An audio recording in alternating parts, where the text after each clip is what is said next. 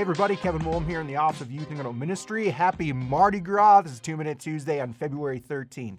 Well, I love festivities like Mardi Gras. It's a great way to sort of talk about the roots of our faith and some of the traditions that, even though our secular culture might not know where they come from, it's a great way for us to celebrate our faith and to evangelize as well. If you have a chance to talk to people about, why do we do parades or why do we eat these foods at this time of year, it's a great way to share the faith in sort of a fun way that I do with my own kids and that we can also share in our community. So I hope you have a great Mardi Gras and are ready to enter into Lent, which happens tomorrow on Ash Wednesday, which also happens to be Valentine's Day this year. So a lot of things going on this week.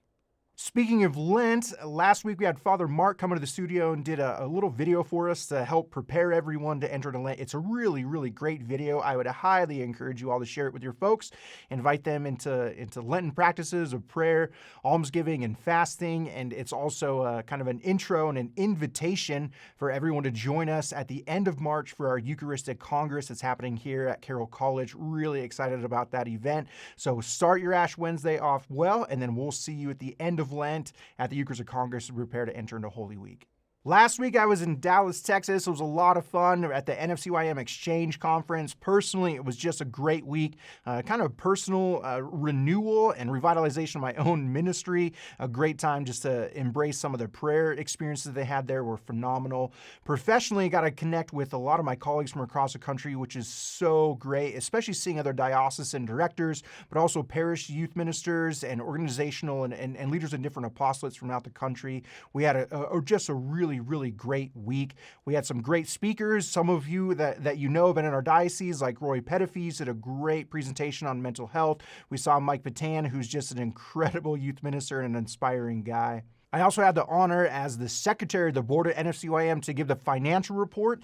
And let me tell you, it was the best financial report ever given in the history of financial reports. It was definitely not my forte, but it was fun being able to speak to everyone. Also, I was honored to be re-elected to the board for NFCYM, so I look forward to serving another term on there. It's a fantastic board of people. It's a great opportunity for me to meet and work with colleagues from across our country to really further the mission of NFCYM, which is really to strengthen and support those who accompany young people, which is our oftentimes and specifically it's our parish-based youth ministers. So I learned so much from those people and from NFCYM and really looking forward to serving another term on the board. One announcement from last week that's brand new, hot off the press, that was announced at Exchange is that the MCs for NCYC in Long Beach in 2024 are going to be Ryan Ramirez and Maggie Craig. A lot of you remember Ryan Ramirez, or Bro Rye. He was one of our speakers at our CYC convention a couple years ago. He's a fantastic guy, super exciting.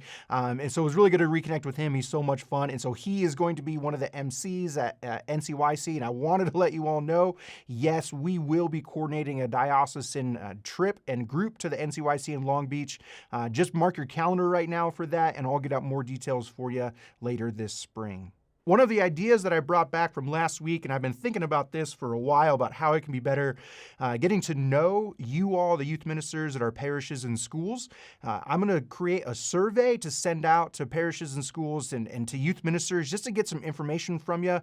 I've had the pleasure really to get to know a lot of you and call a lot of you really close friends, but there's so many people. There's oftentimes a lot of turnover in our youth ministry positions where I don't always get the chance to get to know everyone. And so I want to send out a survey just to get to know you. So it'll ask for, basic stuff, name, parish, job title, that sort of stuff. But I'm also looking for things like your birth date. I'm not going to ask for the year, by the way. I just need a day and a month so that I can send you birthday cards and things like that. I just want to have a chance to get to know who's out there in the field and get to know you. So look forward to that survey getting sent out here shortly. And in that way, I can know who to be praying for and connecting with you on a more regular basis. Okay, so that's what I was up to last week. If I'm slowly working through emails and phone calls, so if I haven't gotten back to you yet, please feel free to send it again, and I'll get back to you as soon as I can. Carroll College is hosting a campus visit experience in conjunction with the Eucharistic Congress happening at the end of March. Julia Malmo from the admissions office, who's also been heavily involved in our CYC board and other events, she's coordinating the campus visit experience. It's going to happen on that Sunday after the closing Mass Eucharistic Congress. It's a great way, especially if you've got high school, if you've got teenagers, juniors, seniors who are looking at where they want to go to college. Great way, come to the Eucharistic Congress, have that incredible spiritual experience, and then stick around for a campus tour and a visit. They will be offering free lunch to those who sign up, so there is a separate registration form. I'll include that in the notes on the video, but wanted to let you and your families know about that opportunity to tour Carroll while they're at the Eucharistic Congress. I wanted to mention the 40 Days for Life campaign that's kicking off today here in Helena. I know a lot of our communities out there host 40 Days for Life campaigns, and while 40 Days for Life is not Catholic, it's certainly in line with our teachings and promotion of the dignity of every life. So if you're interested, or if you're in the Helena area, you can come to the rally. It starts tonight at 6:30 p.m. at the Helena First Youth Building, and then the prayer vigil begins tomorrow here in Helena. You can find all the information and details on their website, which is 40daysforlife.com/Helena. Well, that's it for this week. As always, please pray for me, pray for our bishop, and together we'll all pray for our young people. God bless.